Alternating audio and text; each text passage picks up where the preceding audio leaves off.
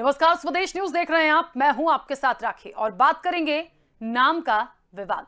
मध्य प्रदेश में राजधानी भोपाल के हबीबगंज रेलवे स्टेशन का नाम रानी कमलापति हो गया है। इस फैसले के लिए मुख्यमंत्री शिवराज सिंह चौहान ने प्रधानमंत्री नरेंद्र मोदी का आभार व्यक्त किया है। इससे पहले मध्य प्रदेश सरकार ने केंद्र सरकार को स्टेशन का नाम बदलने के लिए एक पत्र लिखा था। प्रधानमंत्री नरेंद्र मोदी सोमवार को इस स्टेशन के नए भवन का लोकार्पण करने वाले हैं और इसी के साथ इस मसले पर अब सियासत भी देखिए शुरू हो गई है। सीएम शिवराज ने प्रधानमंत्री नरेंद्र मोदी का आभार व्यक्त करते हुए उन्होंने कहा कि ये निर्णय जो है वो गोंड वंश के गौरवशाली इतिहास, शौर्य और पराक्रम के प्रति सम्मान और सच्ची श्रद्धांजलि है। वहीं पूर्व मुख्यमंत्री और राज्यसभा के सदस्य दिग्विजय सिंह ने हबीबगंज स्टेशन का नाम बदलने पर कहा कि नाम से क्या होता है, लोगों को लूटो, उनके जेब से पैसा निकालो, उनकी जमीन पर दाब लो, महिलाओं पर अत्याचार करो और नाम कमलापति रख दो। क्यों हो रही है इस नाम पर सियासत या इस नामकरण पर सियासत, इस पर हम चर्चा करेंगे, लेकिन उससे पहले एक प्रतिक्रिया है, वो सुनते हैं। मैं भारत के प्रधानमंत्री श्रीमान नरेंद्र मोदी जी को हृदय से धन्यवाद देता हूं। आभार प्रकट करता हूं केवल अपनी ओर से नहीं, मध्य प्रदेश की 8.5 करोड़ जनता की ओर से, हमारे जनजातीय आदिवासी समाज की ओर से। उन्होंने हबीबगंज रेलवे स्टेशन,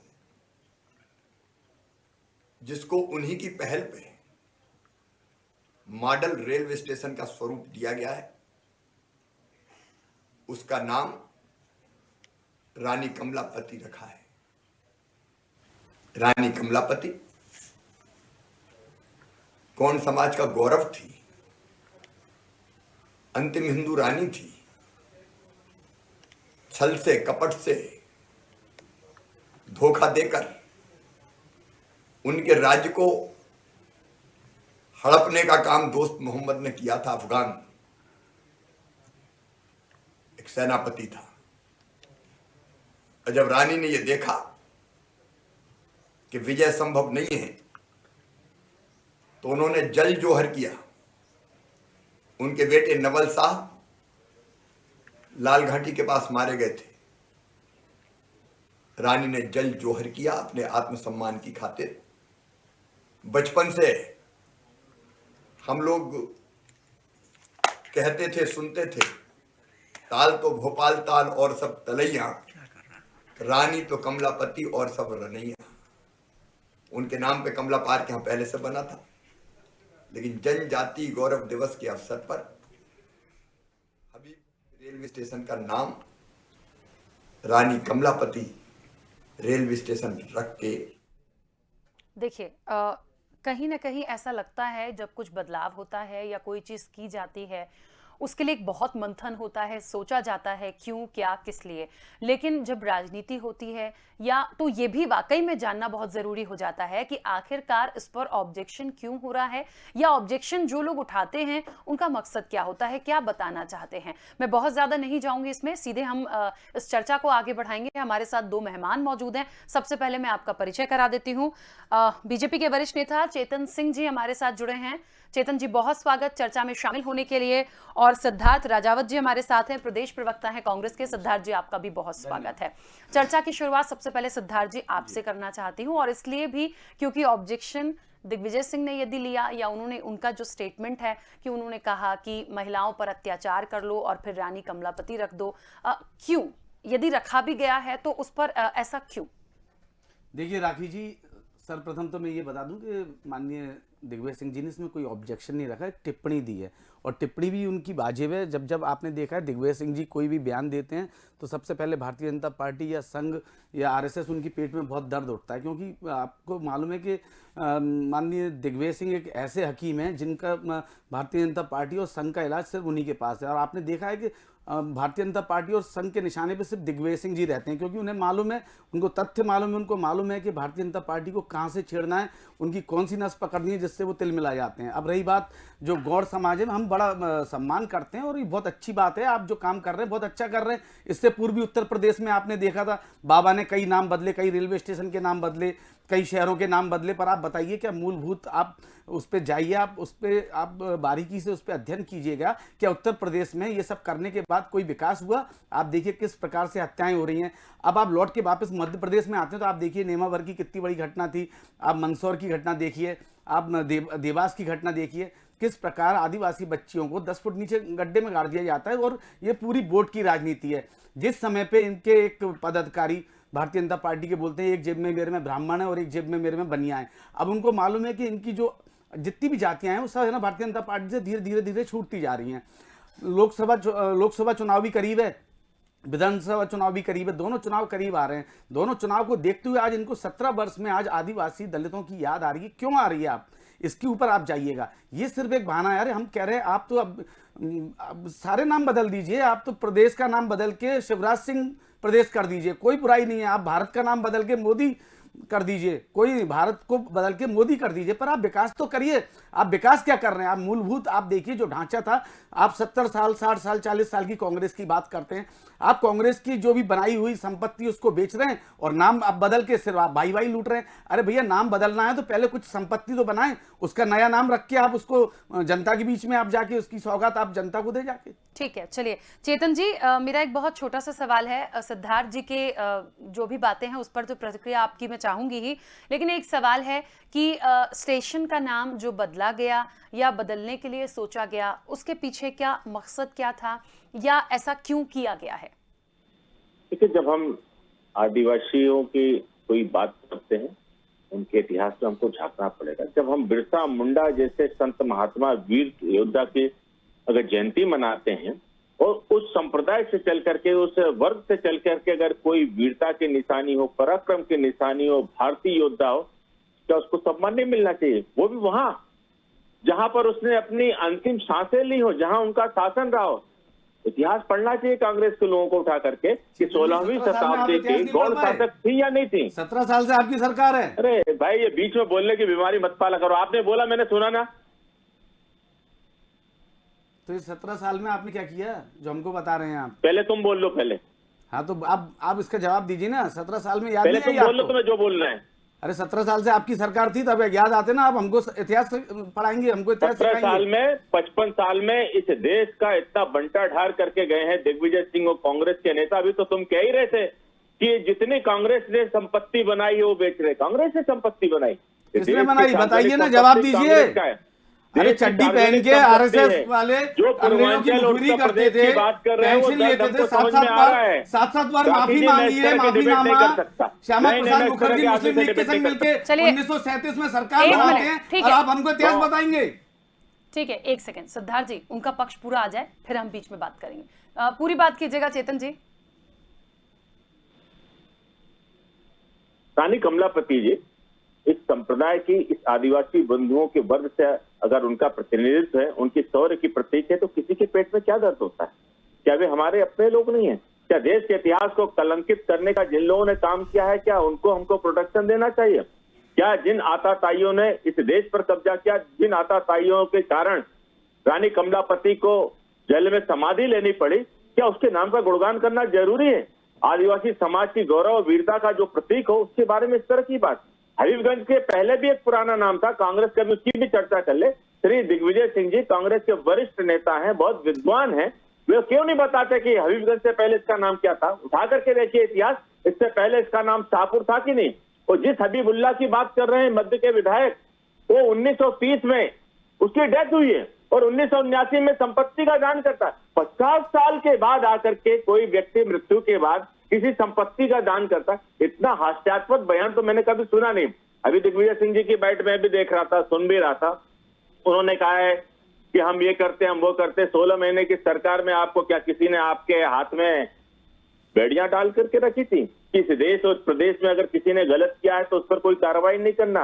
हनी और मनी में डूबे हुए लोग हमको चाल चरित्र चेहरे की बात नहीं समझा। जिन महिलाओं को लेकर के उदाहरण देते, सरला मिश्रा की आत्मा अभी भी इस मध्य प्रदेश की पावन भूमि पर भटक रही है।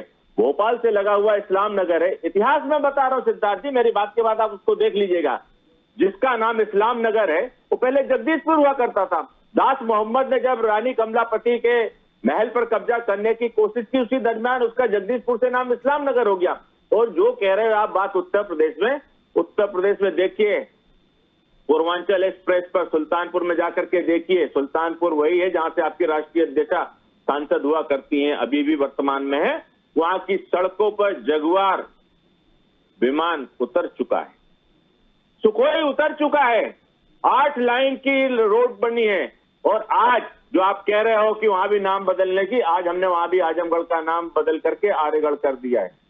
और कभी भी इतिहास के पन्नों को हम देख रहे हैं, खंगाल रहे हैं, जहां भी लगेगा, जहां भी जरूरत होगी, इस हिंदुस्तान की पुरातत्व विचारधारा के आधार पर, पुरातत्व इतिहास के आधार पर, संस्कृति और वैभव के आधार पर जहां भी आवश्यक होगा हम नाम उसका बदलेंगे।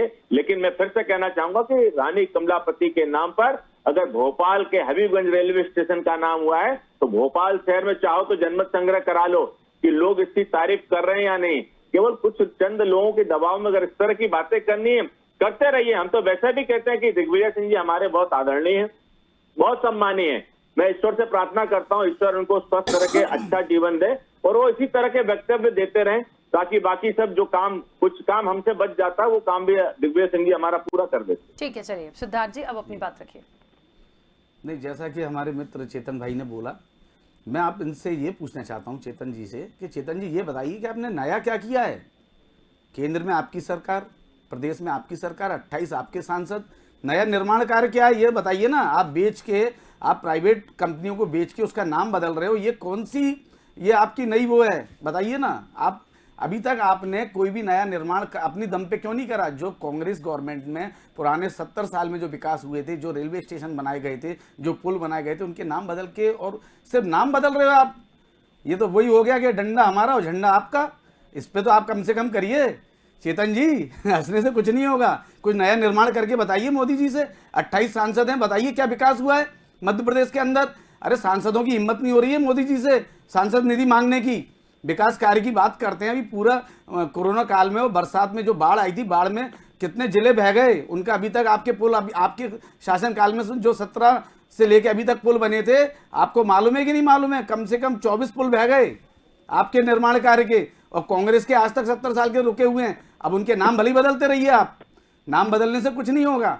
जनता को भी विकास दिख रहा है। और ये विकास की अगर ये आपकी परिभाषा है तो आपने कौन सा विकास किया 17 साल में आदिवासियों का। आदिवासी अपने हक की लड़ाई के लिए जब भोपाल आते हैं और बैकलॉग पदों को भरने की बात करते हैं तो आप उन पर डंडे, लाठी और उनको जेल में ठूसते हैं। ये आपका विकास है। 10-10 फुट गहरे गड्ढे में बीजेपी के कार्यकर्ता 4 लड़कियों को है ना दबा देते हैं। ये आपका विकास है। गुना के अंदर सरेआम आदिवासी बच्ची को पीटा जाता, घसीटा जाता, ये विकास है। मंदसौर, नीमच में ट्रैक्टर से बांध के उसको घसीटा जाता, ये आपका विकास है। अच्छा बताइए। चेतन जी के पास आऊंगी मैं। सिद्धार्थ जी मुझे ये बताइए, मान लीजिए ये हबीबगंज रेलवे स्टेशन का नाम रानी कमलापति हो गया, इसका लोकार्पण भी होगा और ठीक है, जिसकी जो प्रतिक्रिया है वो बात की बात है, लेकिन इससे कहीं कांग्रेस को कोई परेशानी है क्या?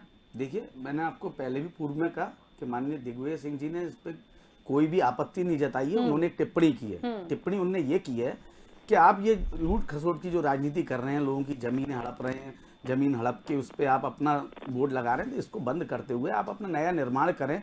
नए निर्माण पे आप अपनी पट्टिका लगाएं, हमें कोई ऑब्जेक्शन नहीं है। और आपने जो नाम रखा है हम उसका सम्मान करते हैं। वो बलिदान दिया है उन्होंने और शहादत दी है, उसका हम सम्मान करते हैं। कांग्रेसियों ने तो दी है। भारतीय जनता पार्टी का एक भी आदमी बता दें जिसने है ना इस स्वतंत्रता संग्राम सेनानी कोई बता दें जो भारतीय जनता पार्टी का हो, जिसने आज़ादी की लड़ाई में कहीं पे भी है ना बिगुल बजाया हो या कहीं भी झंडा उठाया हो। इन लोगों ने तो अंग्रेजों की गुलामी की है, अंग्रेजों के मुखबिर रहे हैं, तो ये हमको क्या सबक सिखाएंगे। आप इतिहास उठा के देख लीजिए, श्यामा प्रसाद मुखर्जी ने 1937 में मुस्लिम लीग के संग मिलकर सरकार बनाई थी और आज ये हमको मुसलमानों के राजों के नाम गिना रहे हैं और इस्लाम नगर बता रहे हैं। अरे भाई, सबसे पहले तो आपके श्यामा प्रसाद मुखर्जी ने सरकार बनाई थी। अब हमको क्या बता रहे हैं? पहले तो आप अपना इतिहास सुधारिए। अब आप सिर्फ इतिहास के संग छेड़छाड़ करके आप देखिएगा आने वाले समय में, अभी 10 साल के अंदर यही वीर सावरकर है ना, इनको पद्मश्री देके और इनको गांधी जी की जगह स्थापित कर देंगे। ये जिनने अंग्रेजों से मुखबिरी की है, अंग्रेजों के पेंशन लेते थे, 7-7 बार उनने सेलुलर जेल से उनका लिखित माफीनामा है। और आप देखना, भारतीय जनता पार्टी कुछ नहीं कर रही है, इतिहास के संग में छेड़छाड़ करके जनता को भ्रमित कर रही है, गुमराह कर रही है। चेतन जी देखिए, कांग्रेस के पास कोई एजेंडा नहीं है। अगर एजेंडा होता तो इतनी बड़ी गति थोड़ी ना होती। अभी हमारे मित्र कह रहे थे कि हम ये कर रहे हैं, कोई विकास नहीं हो रहा। मध्य प्रदेश में विकास देख लो भैया, अभी 4 जगह चुनाव से विकास का सर्टिफिकेट जनता देती, आप थोड़ी ना दोगे। और जो आप कह रहे हो आताताइयों का इतिहास अगर किसी का है तो वो कांग्रेस का है। अगर आप कहते हो कि इस देश को आपने आजादी दिलाई तो 1947 के देश के विभाजन की जवाबदारी जिम्मेदारी भी कांग्रेस के नेताओं को उठानी चाहिए। क्यों नहीं उठाते हैं? बोलिए, पाकिस्तान किसके कारण बना, बांग्लादेश किसके कारण बना है? हमारी राजधानी श्यामा प्रसाद मुखर्जी, श्यामा प्रसाद मुखर्जी के कारण। मैं आ रहा हूं, वहां भी आ रहा हूं। और हमने इस देश में मुस्लिम राष्ट्रपति भी बनाने का काम किया है। एपीजे अब्दुल कलाम साहब बने तो लोग, एपीजे अब्दुल कलाम साहब बने तो लोग, अशफाक उल्लाह खान बोले थे हम अब्दुल हमीद टाइप। और जब भी इस तरह के देशभक्त आए, चाहे वो किसी भी जात, धर्म, पंथ, मजहब और संप्रदाय के हों, भारतीय जनता पार्टी ने सदा उनका सम्मान किया है, आदर किया, परम वैभव की बात भी करते हैं और करके दिखाते भी हम। कांग्रेस किसको बढ़ाती है? सलमान खुर्शीद को किसको बढ़ाती है भैया? दिग्विजय सिंह जी को किसको बढ़ाती है? मणिशंकर अय्यर को किसको बढ़ाती है? राशिद अली को, जो हिंदुत्व को अपमानित करते हैं। हिंदुओं के बारे में क्या कहते हैं? भगवा आतंकवादी है, हिंदू भगवा आतंकवादी हो गया। और आतंकवादियों के साथ जो खड़े हैं, जो आतंकवादियों का समर्थन करते हैं, जो उनके साथ गलबैया करते हैं, जो जाकिर नाइक जैसे इंटरनेशनल आतंकवादी फंडर के साथ में कार्यक्रम करते हो, कहते तुमसे अच्छा इस दुनिया में कोई आदमी नहीं है, आप अच्छे हो गए। ये देश समझ रहा है, इसलिए सिद्धार्थ जी हम सर्टिफिकेट नहीं दे रहे हैं। ये देश की जनता देख रही है, देश की जनता इसका भली भांति से परीक्षा भी करती है और इसका प्रतिसाद भी करती है। सुन लीजिए, कंधार किसको छोड़ने गए थे? भारतीय जनता पार्टी की सरकार में। अरे मेरी बात सुन लीजिए, एक सेकंड मेरी बात सुन लीजिए। सलमान खुर्शीद साहब की किताब का हरियाणा, बिहार, चेतन जी मैं बीच में रोक रही हूँ प्लीज, क्योंकि हम नेताओं ने लिखित में विरोध किया है। चेतन जी मैं थोड़ा सा इंटरप्ट करूंगी, क्योंकि हम एक ऐसे विषय पर हैं जिसमें अभी हम उस किताब और उससे थोड़ा सा दूर हैं। आप इंटरलेट कर सकते हैं एक उदाहरण के तौर पर बहुत ज्यादा उस पर डिफाइन नहीं करेंगे प्लीज। हम रानी कमलापति और हम भोपाल और हबीबगंज स्टेशन पे हैं, प्लीज वहीं रहिए।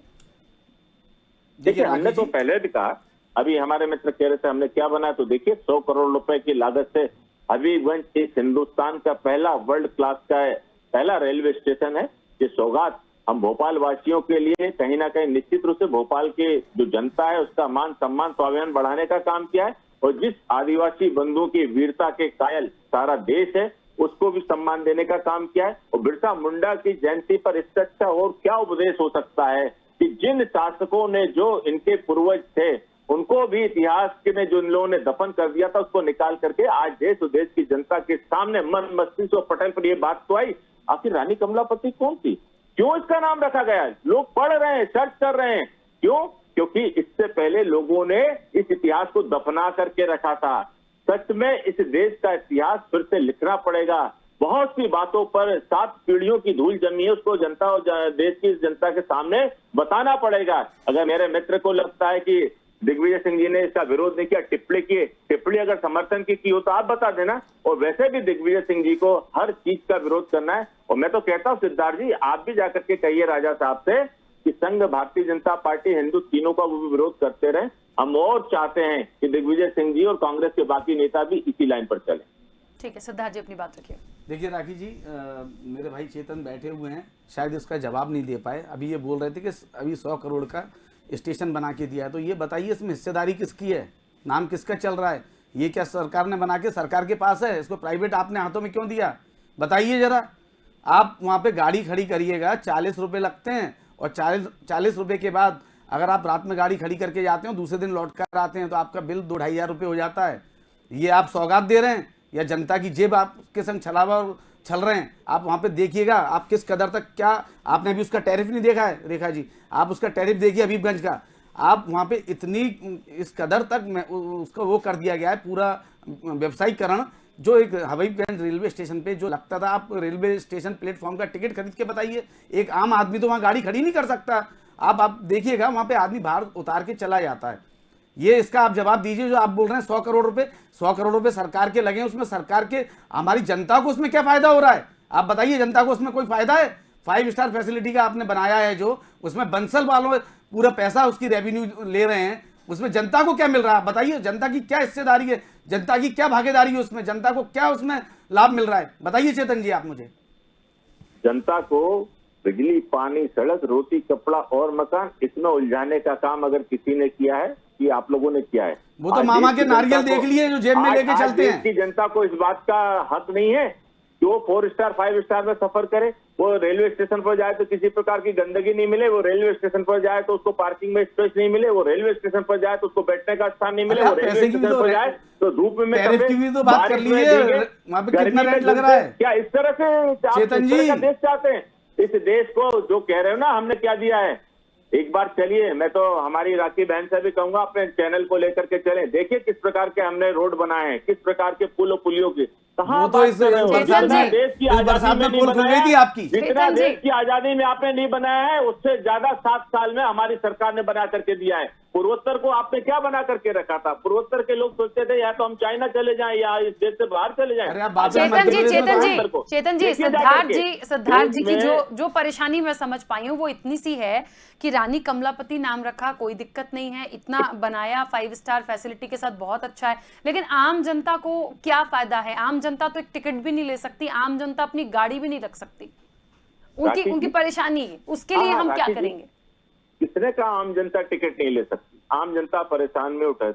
आज मैं आपको बताना चाहूंगा कि भारतीय रेलवे में रेल का टिकट कंफर्म नहीं मिलता है, लोग प्लेन के सफर में 10,000, 12,000, 15,000 रुपए एंड टाइम पर खर्च करके जाते हैं। और जहां तक रही गरीबों की, गरीबों के लिए हमने हर कोच में 2-2, 3-3, 4-4 हम सफर में दीनदयाल उपाध्याय जी के नाम से 3-3, 4-4 डिब्बे लगाए। और अब माननीय देश के यशस्वी प्रधानमंत्री जी पूरी ट्रेन को एसी करने वाले, नॉन एसी हम खत्म करने वाले हैं। एक आदमी एयर कंडीशन में जाए, एक आदमी कूलिंग में जाए, एक आदमी पसीने में चल जाए, क्या ये अराजकता नहीं थी? ये असमानता नहीं थी? हम सबको समानता के दायरे में लेकर के आ रहे, सबको एक साथ, सबका साथ, सबका विकास और सबका सम्मान होगा इस देश में। हमारी दृष्टि में कोई वोट बैंक नहीं है, हमारी दृष्टि में हर व्यक्ति हमारा हिंदुस्तानी है, हमारा बता रहा हूं, परिवार है, आपका वो हमारे चेतन जी परिवार का जवाब दे रहा साथी है। इसलिए चाहे रोटी कपड़ा का मकान हो, चाहे बिजली पानी सड़क का हो, राखी जी, मैं जवाब इनसे देना पूछिए ना 55 साल में कितने मकान इन्होंने गरीबों को बना करके दे दिए। मैं देश के माननीय प्रधानमंत्री और मध्य प्रदेश के मुख्यमंत्री जी को बधाई देता हूं। उन्होंने साफ कहा है कि मध्य प्रदेश में जिसके पास भी प्लाट और भूखंड नहीं होगा उसको 20x30 का प्लाट हम उसको डेवलप करके पूरा स्ट्रक्चर खड़ा करके देने वाले। कांग्रेस को क्यों दर्द होता है? हम टैक्स ले रहे हैं, हम टैक्स का हिसाब देने को तैयार है। अगर जनता हमको टैक्स देती है, हम गरीबों को दे तो रहे हैं। वो गरीबों की सेवा करने के लिए हमारी सरकार संकल्पित है। इसके लिए चाहे जो करना पड़े, माननीय मुख्यमंत्री जी ने बहुत साफ कहा है, खजाना खाली है लेकिन गरीब की संबल योजनाओं पर कोई कटौती नहीं होगी, कोई असर नहीं आएगा। कमलनाथ जी ने जो गुनाह किया था कि जो कन्यादान योजना है, जो 4 धाम तीर्थ योजना है जो बंद की, उसका श्राप है कि कमलनाथ जी अपना कार्यकाल पूरा नहीं कर पाए और भारत के लाल भैया को दुगनी की फिर थी से उन कमलनाथ लोगों जी ने, चुन शायद करके ज्ञान नहीं है आपको चेतन जी। आदेश बता देना, सूची बता देना आप। अरे ठीक है, सूची चलिए दिखा चेतन देंगे। जी, चलिए देखिए सिद्धार्थ राखी जी, अपनी बात रखिए राखी जल्दी जी से। सर्वप्रथम तो मैं ये बता दूं कि आप 21 करोड़ 50 लाख रुपए खर्च करके जो ये आयोजन हो रहा है, ये जो इवेंट हो रहा है, इस इवेंट की क्या जरूरत थी? अगर वो 21 करोड़ रुपए आदिवासी भाई बहनों में बांट दिए जाते तो आज वो कितने समृद्ध होते। आप देखिए किस तरह से सरकार का और जनता की मतलब जनता द्वारा दिए गए टैक्स का क्या दुरुपयोग हो रहा है। पहली बात तो मेरी ये, अब क्या कारण है कि कितनी संवेदनहीन सरकार है कि एक तरफ 14 बच्चे झुलस के मर गए। आप देखिए उनके चेहरे पहुंचे जा रहे हैं, उनको सफ़ेद किया जा रहा है, उन पे पाउडर लगा के, और ये फोटो दी जा रही है कि बच्चे अपनी मतलब बच्चों पे काले किया, उनको धुएं से नहीं मरे हैं।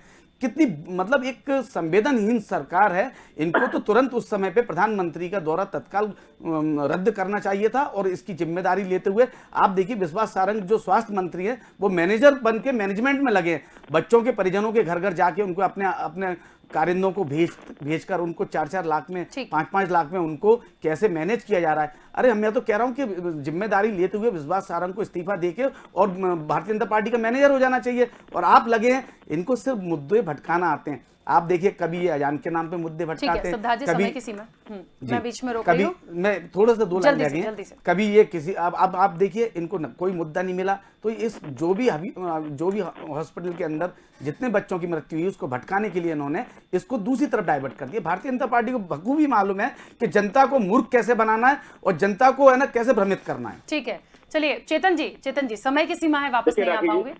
लाशों पे राजनीति करना हम पहले कहते थे, ये बात सामने आ गई। तो इसकी जिम्मेदारी आप लेंगे? बात पूरी होने दीजिए, पूरी सिद्धार्थ जी सिद्धार्थ मेरी जी, बात हो जाने उनका फिर आप पक्ष आ बोलिएगा। जाए, उनका पक्ष आ जाए। अरे गणेश, पिछले वर्ष जब कमलनाथ जी की सरकार थी, वे मुख्यमंत्री थे, छोटे तालाब में गणेश विसर्जन में कितने लोग मरे थे? 14 लोग। और इनके मुख्यमंत्री को आधा किलोमीटर जा करके वहां जाने की फुर्सत नहीं मिली, और तब तक नहीं मिली जब तक वो मुख्यमंत्री की कुर्सी से नहीं हटे। 1984 में इसी शहर में गैस कांड हुआ था। लाखों लोग देखिए, ऐसे हम ऐसे पॉइंट निकालेंगे तो बात बहुत सारी होगी, जमीन मर बातें बहुत सारी होंगी, बहुत दूर तक चली जाएंगी, लेकिन फिलहाल तो बात इतनी थी कि नाम पर विवाद क्यों हो रहा है, नहीं होना चाहिए। लेकिन एक बात यहां पर कांग्रेस की बहुत स्पष्ट है कि दिग्विजय सिंह ने कहीं भी ऑब्जेक्शन नहीं लिया है। उनकी एक टिप्पणी थी कि लगातार इतना सब अत्याचार करते हैं, तो इस तरह की बातें नहीं होनी चाहिए। बहरहाल आज चर्चा में इतना ही, दीजिए इजाजत, नमस्कार।